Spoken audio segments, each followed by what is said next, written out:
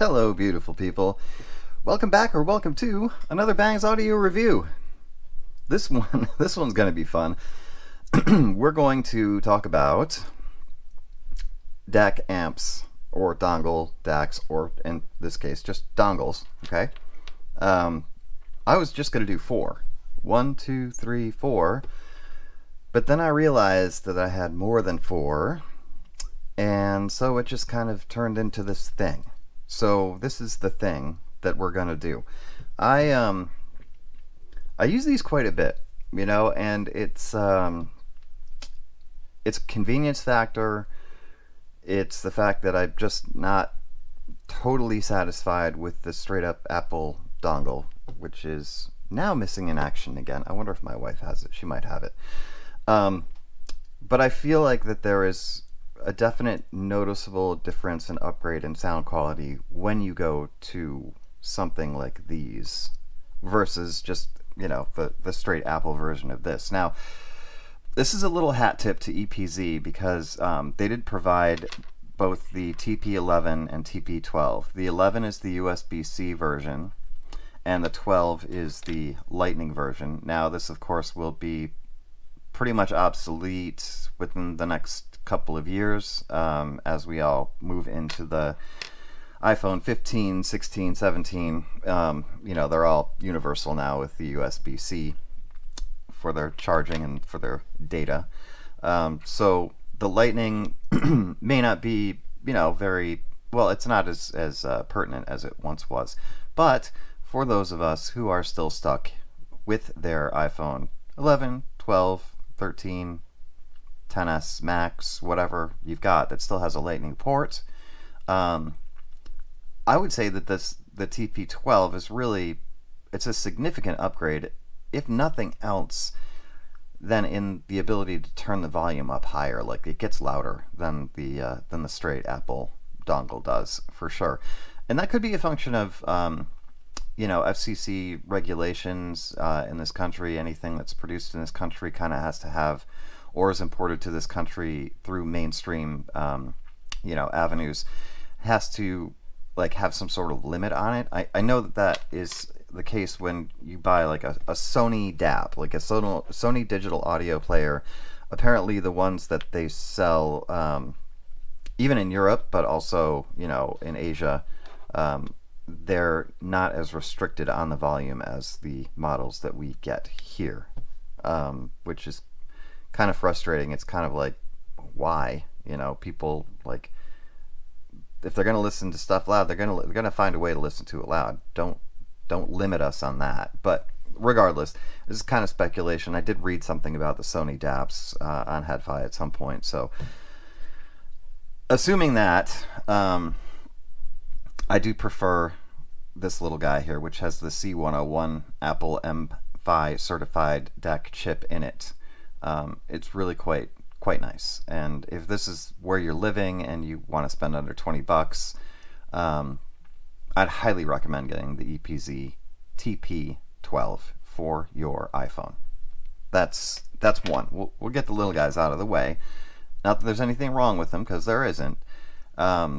This I was not able to utilize with my phone, obviously, but I did plug it into the old laptop, straight into the USB-C port, and was really pretty happy. You know, it allows you to dig into some of the Windows audio settings, like, you know, simulated surround and things like that. And it was, I mean, I could see using this for gaming pretty successfully. Again, you know, no problem with the volume. Gets plenty loud. What is this? This is the what chip? CX2198. So it's oh, Cosentix. What is this? Connexent. Yeah, Connexent. Sorry, guys. American Connexent CX2188 DAC chip. So yeah, I mean, it's got to have a chip in it. It's got to decode, right? You're going from digital to analog. So that's what's in this guy. And again, this is like 12, 15 bucks, you know, 11-ish on sale. If this is the world you're living in, you know, and you've got like your Q1 Pro or your Tangzu Honor Studio Edition, or you've got your SGOR Adonis, and you just want a little upgrade over a regular dongle, this is a full upgrade. Okay, I really like what the sound quality was. I really like the fact that they got plenty loud. So yeah, definitely a hat tip to EPZ on their just basic dongles. You know, outside of that, the remaining 6, well, it's a little bit of a competition. You know, it's going to go like performance versus price to performance ratio. You know, they're basically in order of size, not in order of preference here, just so you guys know that. And we've got some older models with the Fiio Q3 and the Fiio BTR7, and some newer ones like the EPZ TP30, the Muse Hi-Fi M3 Mark II, and the Onix Alpha, which is like the 11.1 or the XL1 or the XI1, 11T1. It's my 11th birthday. Yeah, anyway, sorry. Nobody's going to get that reference. Well, some people will get that reference. So, before I disappear and head off to visit the elves, we're going to get these guys done. And I'll give you some pros and some cons to each, and then I will give you my overall favorite, and that is going to be sort of value rated as well, because, again, diminishing returns. So, you know, how expensive do you need to get in a dongle DAC to get the best performance, or your preferred performance might be the best way to put it. So interestingly, there are a lot of Cirrus Logic chips involved here. So that would be with the Muse, the Onix, the BTR7. Those guys have Cirrus. Saber DAC in the EPZ TP30. This is an AK DAC and a THX AAA rated amplifier, dual amp, dual DAC situation. And then the Ifi obviously has their Burr Brown DAC chips in them, which have their own advantages and disadvantages. We'll obviously get into that. So starting with just little specs here, EPZ TP30, we are looking at an ES 9038 Q2M, which is a pretty updated DAC chip. It is a fingerprint magnet, although that did disappear pretty quick. So there's no, you know, shortage of quality on this. I like Saber DACs. I know that there was like the Saber glare issue there for a while, but I think that's been several years now, and the more recent DAC chips that they've put out seem to be avoiding that. I noticed zero like issue with this, and whatever I ran off of it from the Q1 Pro to the K5 to the Kiwi Ears Quintet. Obviously couldn't do every single set with every single DAC amp, or else we'd be here for hours. And I probably would, you know, I could put that video out in a couple of months. But I feel like this is going to be thorough enough to make some, you know, informed purchasing decisions for you. At least I hope so. RT6863 amplifier chip on those, and your output is up to 270 milliwatts at 32 ohms, and that is off of the balanced. Single-ended, I think, was like 140. And you're decoding up to 32-bit 768 kilohertz.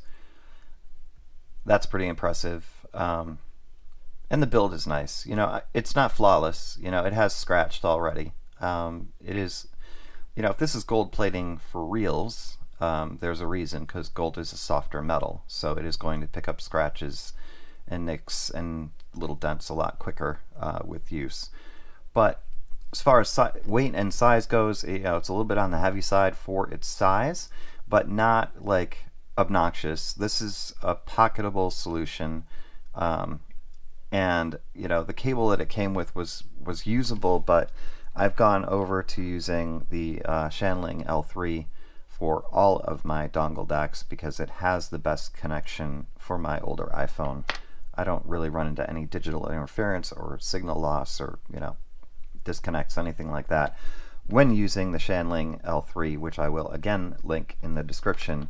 It does come with a cable if you have a better lightning port than I do, or if you have obviously an Android phone, you probably won't run into that issue at all. So it comes with a nice selection of cables and interfaces, and I don't know, I really like this a lot. I think, at $75, it is a really good value. You should never have to pay $75 for it because of the sales they happen all the time. I picked mine up for about $55. And similarly, I also bought the Kiwi Ears Allegro, not pictured here. It did not make the competition. This is like twice the sound quality of the Allegro. The Allegro is just pretty much just straight no chaser. It's nothing great, nothing bad. I just didn't feel like it was anything special, so I did not include it in this. It's fine, So the TP30 gets high marks, especially considering the price and the internals. Next on the list, the Muse Hi-Fi M3 Mark II. Slightly more weighty and just slightly larger than the TP30. This, really quick on the TP30, high gain mode is a double, just both volume up, volume down at the same time. Gets you into high gain mode. Really no need, honestly.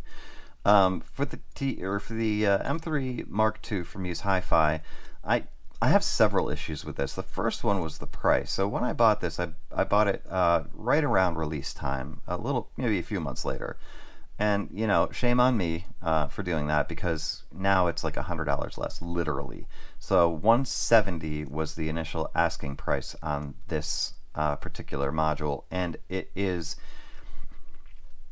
dual CS 43131 DAC chips, so Cirrus Logic. And, decoding's 32384, DSD 256. This goes to DSD 512, by the way. Way overpriced.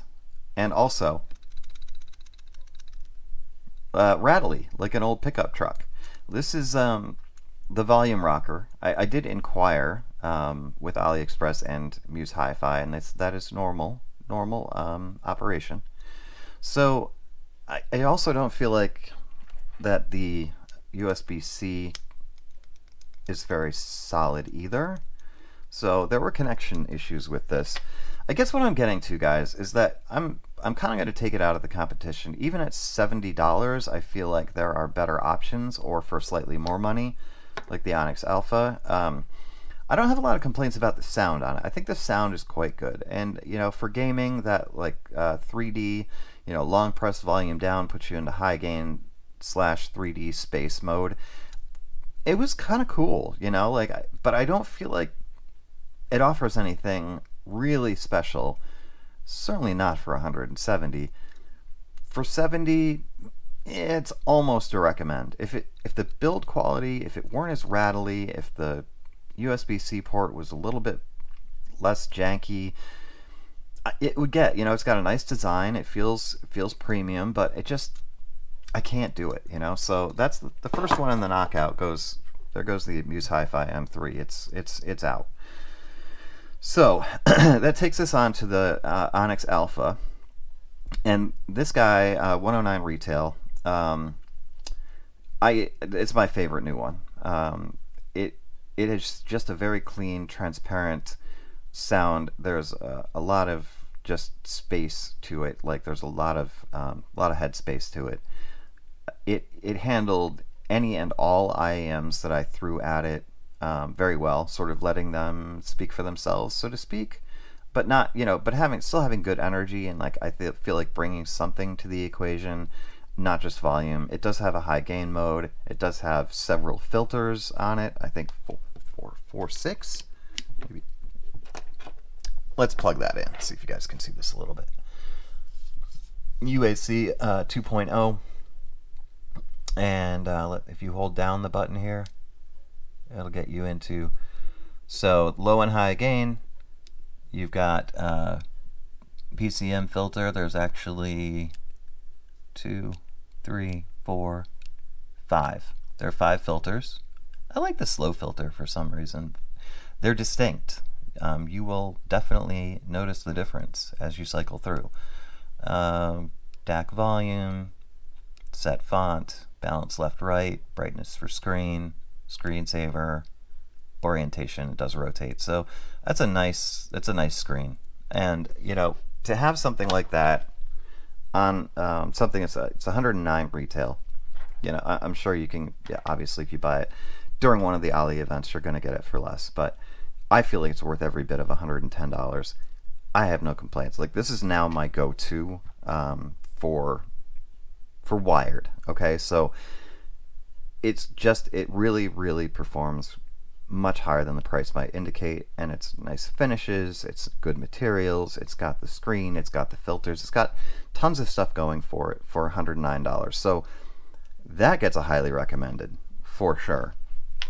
And then moving on to the BTR7, which is now a couple of years old, also, you know, also gets the highly recommended because of the versatility, right? The versatility here is pretty crazy.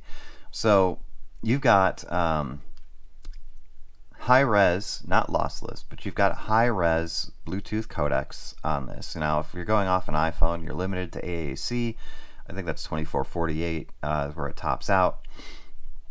But you know, it does have that. And then as a wired, you know, you're up to 32,768 DSD, at least 256, maybe even 512. Let me scroll down a little bit here. It is, yeah, it's got LDAC. There's another Bluetooth codec, aptX HD. Like, it is, oh yeah, Saber DAC. See, there it is. It's Saber DAC, that's why I like it so much. ESS 9219C. Codecs AAC, SBC, aptX low latency, aptX HD, LDAC, and LHDC. Okay, so there is a reason, you know, this was a $200 model when it was released. I bought mine a little over a year ago. I think I got it for $170. You can find this right now on Amazon for $130. That's a mere $20 more than the Onix Alpha, and you have both the wired and the Bluetooth capability for it. So as far as versatility goes, and a THS amplifier, and you can forget it, the MQA doesn't mean anything now. So doesn't hurt it, doesn't help it. We'll just put it that way. But it's there. Should you still have old title files with MQA. The screen is nice. The build is super good. You know, it only has a couple of filters, but I don't care. It just straight up is just a solid piece of equipment. $130, no brainer if this is in your price range and you want the versatility of Bluetooth connection along with a wired connection. Has some neat features here too. There's a switch on the side, so you can put it into, it's going to charge, right? So you can plug it in. If you're on your phone and you don't want it to drain your phone battery, you take it off charge, it's got its own battery. Yay, right? Charge off. There you go. So really cool stuff, really cool features on this, and the sound is fantastic. Got a microphone. If you need to answer a call, you can use it for that. So again, the BTR7, especially for the sale price, because I think this BTR17 might be coming out soon, this gets a highly recommended. So that goes in the winner's circle with the Onix Alpha. And then we got two oldies but goodies, okay? The oldies but goodies, another THX amplifier, and let's see, what was the DAC chip on this? I think we're back to DSD 256, PCM 384, 400 milliwatts. Oh yeah, the powers on these, I didn't really get into those too much. Let's just suffice it. Oh, that's the HipDac. Anyway, all right, let's see, what have we got here? PCM 32. I'm looking. Oh, it's the AK DAC, AK4452, XMOS XU316, THX AAA 28 Mark II for your amplification. The Fiio Q3 is several years old right now. This is the Q3 MQA version, which I think might be the only one available currently. It has a nice like 1800 milliwatt battery or milliamp battery in it, so this holds a charge for like up to 19 hours. It has like 6 to 8 hours of continuous playback depending on the mode. You've got 4.4, 2.5 for balanced, and a 3.5 single-ended. You have bass boost, you have gain match, and you have another switch here for charge on, charge off. It's loaded, guys, like really. It is. It's loaded for, I think you can get it for under 80 bucks now. In fact, I don't think, I know. What am I peeling off here? Well, okay. Maybe that wasn't supposed to come off. Anyway, it's off now. So, yeah, this is what you would call, like, I would call this, if you're going to get into, you know, it's not Bluetooth, it's just wired, but if you're going to get into something, you want a battery. It's not going to drain your phone, right? You want plenty of power. This is a great option, but it's bigger, right? So the drawback is that it's still pocketable. It still fits in your pocket with your phone, but it's bulky. Not as bulky as that. So it has limitations. Okay, that's the part of it I don't like. What I do like is that you can use this as a desktop very easily, and it works great. So I really like this a lot. I like it for not the regular price of $140 because it's older, but it does have a good DAC chipset in it. It's got a good AAA rated THX amplifier in it, velvet sound. Like, it has a lot of stuff going for it. You get it on sale for under 80 bucks. I mean, you got it. You know, you can take it with you. You can plug it into your computer. It's just a little heavy and a little bit big. And I would highly recommend getting a miter case for it, which is what I did, because honestly it's just safer that way. Yeah, that's a nice setup. This was, story behind this was, I bought it at the same time I bought this. I did head-to-head. My initial purchase was $130, $200. I ended up sending this back, and then I saw it go on sale for like 75 bucks, and I snapped it up again. So this has actually been purchased, returned, and then purchased again. So if that is anything, you know, if that means anything to you, I actually liked it enough to buy it again. Granted, for $100 less, but yes, I did. So that is, it's a recommend. It's not a highly recommended. It's got a little bit more limitations as far as use case goes because it is bulkier. But, you know, advantage of having its own battery for sure. So let's put that in the middle pile. Winner pile, middle pile, loser pile. And then lastly, the Ifi HipDac 2, which is the MQA version of the original HipDac with Burr Brown chips. Yes, bigger, and there's the HipDac 3, there's the gold edition of this, there's, you know, just lots of options out there. It's far less than the original $200 asking price. You can get it for, let's see, I see 168 here. Definitely can get it for like closer to 150 if you catch it on sale. The winner, or the winning part of this, the reason that it makes it into the recommend pile over like the winner circle and definitely not in the forget about it, is because it's got the true bass, like X-Bass true bass analog bass boost on it, and nothing, like, it's just like with the Zendac V2. There's no better bass boost that you can get in a portable amplifier situation. Also has the gain match, plenty of power. One drawback, the male USB, so you need, like, if you have an iPhone, you have to get the camera adapter. This is kind of a crappy OTG, unfortunately, but there are better ones out there. I would have liked to have seen this updated, and I think it has been updated to USB-C with the HipDac 3. Not much else has changed, I believe, in that.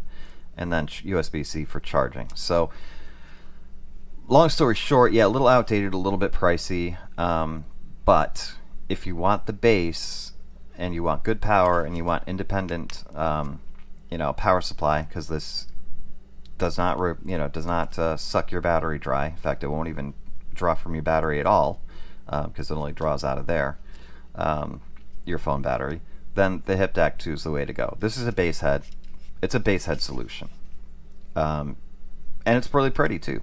So, you know, it gets the recommend, but only when it's on sale. You should pay less than $150 for this. You can get the Q3 for $75-ish.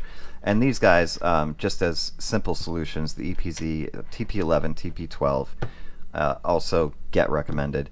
Not highly recommended because I like a little bit more features and oomph than the dongles provide, but they are good value solutions. So there you go.